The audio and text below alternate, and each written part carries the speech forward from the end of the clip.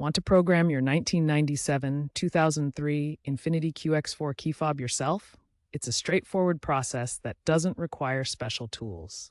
The process revolves around synchronizing the remote's radio frequency signal with your QX4's receiver. This involves using rolling code technology, where codes change with each use to prevent unauthorized access. This procedure requires manual ignition cycling and button presses and no coding software. You'll primarily need your vehicle key, the key fob, and a little patience.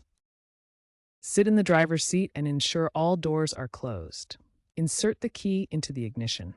Cycle the ignition key from off to on position without starting the engine about 6 times in 10 seconds. This activates programming mode. The hazard lights should flash, indicating you're in programming mode. Press any button on the key fob.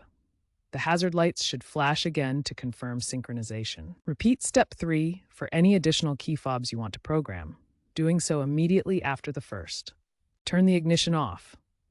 The hazard lights will flash to signal the end of the programming sequence. Test all your key fobs to ensure they work.